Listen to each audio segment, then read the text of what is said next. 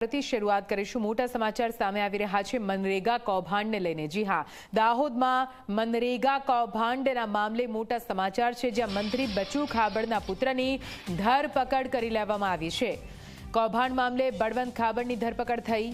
મનરેગાના 71 કરોડના કૌભાંડ મામલે 35 એજન્સીઓ સામે નોંધાયો હતો ગુનો। 35માંથી એક એજન્સી બળવંત ખાબડની હોવાની વિગત સામે આવી રહી છે। તત્કાલીન ટીડીઓ દર્શન પટેલની પણ ધરપકડ કરાઈ છે। મહત્વનું છે કે દાહોદ મનરેગા કૌભાંડ બહાર આવતા ખળભળાટ મચી ગયો હતો।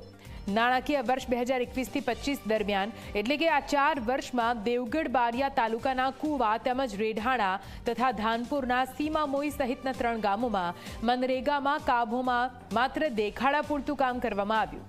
જે બાદ સમગ્ર કામ પૂર્ણ થયાનું સર્ટિફિકેટ રજૂ કરી જે એજન્સીના નામનો કોન્ટ્રાક્ટ હતો તેને બદલે અન્ય એજન્સીઓને ચૂકવણી કરવામાં આવી હોવાનો દાવો કરાયો।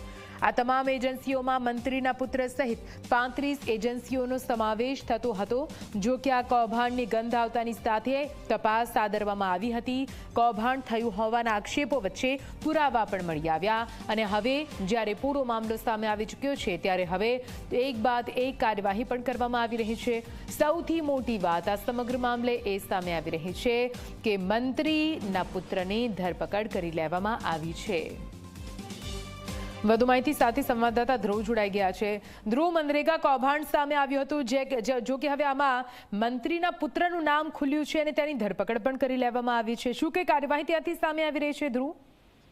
જી નિધિ, ચોક્કસથી જે મનરેગા કૌભાંડ આવ્યું હતું આખા ગુજરાતમાં અને આખા રાજ્યભરમાં જે છે તે ખળભળાટ મચી ગયો હતો। ત્યારબાદ જે દાહોદના જે BM પટેલ કરીને જે DRDA નિયામક હતા તેઓ દ્વારા ફરિયાદ નોંધાવવામાં આવી હતી। ત્યારે અત્યારે એક સૌથી મોટો ખુલાસો થઈ રહ્યો છે। દેવગઢ બારિયાના ધારાસભ્ય મંત્રી બચુભાઈ ખાબડના જે પુત્ર છે બળવંત ખાબડ, તેઓની અત્યારે પોલીસ દ્વારા ધરપકડ કરી લેવામાં આવી છે। મનરેગાના 71 કરોડના કૌભાંડ મામલે 35 એજન્સીઓ વિરુદ્ધ જે ગુનો નોંધાયો હતો તે પૈકી એક એજન્સી જે છે તે બળવંત ખાબડની હતી અને તેઓ દ્વારા જે આ ભ્રષ્ટાચાર કર્યો હોય તેવી અત્યારે શંકા સેવાઈ રહી છે। ત્યારે કહી શકાય કે આ મામલે જે તત્કાલીન ટીડીઓ જે છે તે દર્શન પટેલ, તેઓની પણ અત્યારે ધરપકડ કરી લેવામાં આવી। ત્યારે આ સમગ્ર ઘટનાને લઈને અત્યારે જે છે દાહોદ જિલ્લામાં ચકચાર મચી જવા પામ્યો છે। જી નિધિ, બિલકુલથી આભાર પૂરી માહિતી માટે ધ્રુવ। તો આપ જુઓ, પૂરા ગુજરાતમાં મનરેગા કૌભાંડના આક્ષેપો સાથે ખળભળાટ મચી ગયો હતો। જો કે હવે આ સમગ્ર મામલે એક બાદ એક કડક કાર્યવાહી કરવામાં આવી રહી છે। મંત્રી બચુ ખાબડના પુત્રની ધરપકડ કરી લેવામાં આવી છે। બળવંત ખાબડની પણ ધરપકડ થઈ હોવાની વિગતો છે। કઈ રીતે એજન્સી બનાવીને એજન્સી થ્રુ આ પૂરું કૌભાંડ આચરવામાં આવ્યું તેને લઈને મોટો ખુલાસો।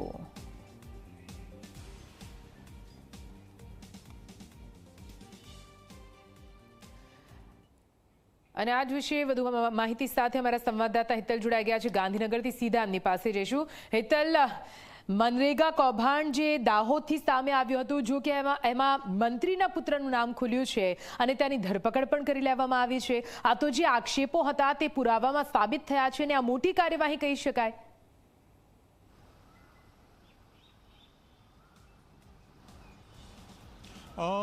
જી ચોક્કસ નિધિ, એવું કહી શકાય કે અત્યારે વાસ્તવિકતા છે કે મંત્રીના પુત્ર એટલે કે પંચાયત મંત્રી જે બચુ ખાબડ છે, રાજ્ય કક્ષાના મંત્રી છે, તેમના પુત્ર બળવંત ખાબડની ધરપકડ પોલીસે કરી હોવાની જાણકારી મળી રહી છે। સ્વાભાવિક છે કે એમની સાથે તત્કાલીન ટીડીઓની પણ ધરપકડ કરવામાં આવી હોવાની વિગતો સામે આવી રહી છે। આ સમગ્ર ઘટનાક્રમમાં મનરેગા યોજના અંતર્ગત 71 કરોડના કામો થયા હતા। એમાં ક્યાંક ને ક્યાંક જોવા જઈએ તો 35 એજન્સીઓ એવી હતી કે જેની સામે આક્ષેપો થયા હતા અને કૌભાંડની વાત સામે આવી હતી। એમાંની એક એજન્સી બળવંત ખાબડની છે કે જેઓ મંત્રીના પુત્ર છે અને તેમની સામે જે પ્રકારે ફરિયાદ થઈ હતી અને ફરિયાદ પછી એટલા જ માટે ગત સપ્તાહે તેઓએ આગોતરા જામીન અરજી પણ કરી હતી અને ક્યાંક ને ક્યાંક છેલ્લી ઘડીએ કોઈપણ કારણસર આ આગોતરા જામીન અરજી છે એ પાછી ખેંચી લેવામાં આવી હતી। એટલે આખરે જોવા જઈએ તો મંત્રીના પુત્રની સંડોવણી સામે આવતા કેટલું પ્રેશર વધી ગયું હતું, સરકાર પર પણ પ્રેશર વધી ગયું હતું અને જે સમગ્ર ઘટનાક્રમ અને જે કૌભાંડ કરવામાં આવ્યું છે એ કૌભાંડ અંતર્ગતની વાત કરીએ તો જે જગ્યાએ કશું બન્યું નથી તેને બની ગયું છે એ પ્રકારનું સર્ટિફિકેટ અને તેના રૂપિયા પણ લઈ લેવામાં આવ્યા છે. આ પ્રકારનું કૌભાંડ છે એટલે સરકાર પર પ્રેશર વધ્યું હતું. આખરે બચુ ખાબડ જે મંત્રી છે તેમના પુત્રની ધરપકડ કરવામાં આવી હોવાની જાણકારી સીધી રીતે મળી રહી છે. જી નિધિ. બિલકુલ જી, જોડાયેલા રજૂ ફરીથી આપની પાસે આવીએ છીએ હિતલ. તો આપ જુઓ કેવી રીતે આ કૌભાંડમાં હવે મંત્રીના પુત્રની સંડોવણી બહાર આવતાની સાથે તેમની ધરપકડ કરી લેવામાં આવી. વધુ વાત કરવા માટે આપણી સાથે ફોન લાઈન પર મનીષ દોશી જોડાઈ ગયા છે. મનીષભાઈ, જે રીતે દાહોદમાં કરોડોનું મનરેગા કૌભાંડ સામે આવ્યું, 35 એજન્સીઓના નામ, જેમાંથી એક એજન્સી મંત્રી બચુ ખાબડના પુત્રની, તેમની ધરપકડ કરાઈ. આ તો ખૂબ જ મોટી વાત કહેવાય, મોટો ખુલાસો છે. નિશ્ચિતપણે જે રીતે ગુજરાતમાં મનરેગા જે રાષ્ટ્રીય ઐતિહાસિક રોજગારની યોજના જે કોંગ્રેસના શાસન આવી, પણ કમનસીબી એ શ્રમિકોને રોજગાર આપવાને બદલે ભારતીય જનતા પાર્ટીની સરકારે ભ્રષ્ટાચાર ખેલ કરીને શ્રમિકોના નાના બારોબાર ચાઉ કરી જવાનો જે ખેલ કર્યો, આ કૌભાંડ માત્ર દાહોદ જિલ્લા પૂરતું નથી. આ કૌભાંડ સમગ્ર રાજ્યમાં ને ખાસ કરીને અંબાજીથી ઉમરગામ સુધી જે આદિવાસી પટ્ટો છે તેમાં શ્રમિકોને નાણાં આપવાને બદલે ખોટા જોબ કાર્ડ બનાવી બારોબાર પૈસા લઈ લેવાના, ખોટા બિલો બનાવવાના, કામ ન થયું હોય એના પણ પૈસા ઉધારી દેવાના. એટલે કે આ સરકારમાં ભ્રષ્ટાચાર નહીં પણ ભ્રષ્ટાચારમાં આખા ગળાડૂબ સરકારના મંત્રીના પુત્ર છે તેની આજે ના છૂટકે સરકારે પેલા તો લીપાથોપી કરી, માનવા તૈયાર અધિકારીઓ ઉપરની વાતો કરી, તપાસ કરનાર અને જેને ખુલ્લું પાડ્યું એક અધિકારીઓની બદલી કરીને રોકવાનો પ્રયત્ન કર્યો.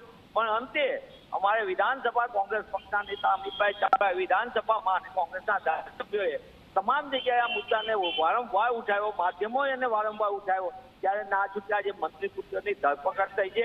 પણ આ કૌભાંડ એ ઘણું મોટું કૌભાંડ છે. જે રીતે છોટાઉદેપુરમાં નકલી કચેરીનું કૌભાંડ હતું અને કરોડો રૂપિયા ચાઉ થઈ ગયા, એ જ રીતે આ કૌભાંડ દાહોદનું છે.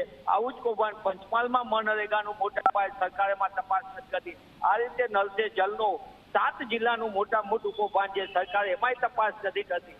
એટલે હું આપના માધ્યમથી માંગ કરું છું કે આ માત્ર એક મંત્રી પુત્ર નથી, આ સરકારમાં માત્ર ભ્રષ્ટાચાર નથી પણ ભ્રષ્ટાચારમાં આખી સરકાર છે.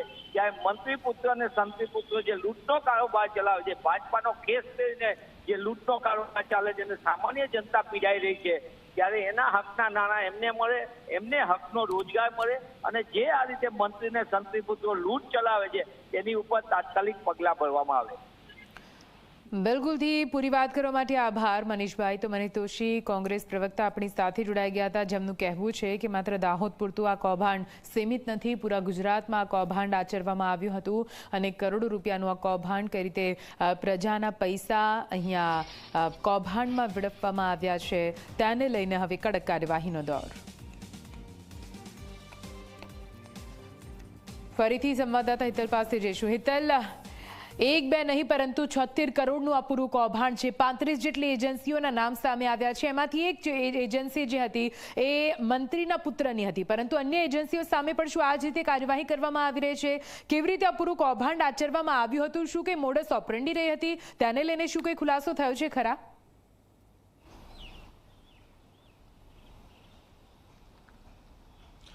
નિધિ, હવે ધીરે ધીરે ધરપકડ થઈ છે એટલે તમામ પ્રકારના ખુલાસા કરવામાં આવશે. પણ ક્યાંક ને ક્યાંક જે અત્યાર સુધી જે પ્રકારે આક્ષેપો મંત્રી અને મંત્રી પરિવાર ઉપર થયો હતો એ અંતર્ગત જે વસ્તુ વિગતો જે અધિકારીઓ છે એ સરકારના જ અધિકારીઓ આ સમગ્ર કૌભાંડને બહાર લાવ્યા હતા અને એમાં જે પ્રકારની વાત સીધી રીતે સામે આવી હતી કે જે એક પ્રકારનું મનરેગા યોજના અંતર્ગત જે કામગીરી કરવામાં આવે છે એ કામગીરી અંતર્ગત માની લો કે રોડ બનાવવાની કામગીરી છે તો એ રોડ બનાવી લેવામાં આવ્યો છે એ પ્રકારનું બતાવવામાં આવ્યું અને એને લગતા જે રૂપિયા છે એ તબક્કાવાર તમામ રૂપિયા ચૂકી દેવામાં આવ્યા. જ્યારે સ્થળ ઉપર જોવા જઈએ તો રોડ હોય જ નહીં, આ પ્રકારની સ્થિતિ આ કૌભાંડમાં સર્જાઈ છે. સ્વાભાવિક છે કે મંત્રી પુત્ર જે છે એ બળવંત ખાબડની પણ એક એજન્સી છે અને તેની ધરપકડ કરવામાં આવી છે. એટલે સ્વાભાવિક છે કે હવે જે 35 એજન્સીઓ છે એમાં બાકી બાકીની રહેલી 34 એજન્સીઓ સામે પણ આ જ પ્રકારે કાર્યવાહી કરવામાં આવશે, કારણ કે જો મંત્રી પુત્ર સામે કાર્યવાહી થતી હોય તો બાકીની એજન્સીઓને કોઈ બચાવી શકે નહીં એવું ચોક્કસ કહી શકાય. આ સમગ્ર કૌભાંડ છે એ કૌભાંડ અધિકારીઓ દ્વારા જે તે સમયે ઉજાગર કરવામાં આવ્યું હતું અને ચોક્કસ એવું કહી શકાય કે ઉજાગર કર્યા પછી આની તપાસ સોંપવામાં આવી ત્યારે અધિકારીઓની બદલી થઈ ગઈ હતી. તેના કારણે પણ ક્યાંક ને ક્યાંક એક હોબાળો થયો હતો કે જે લોકો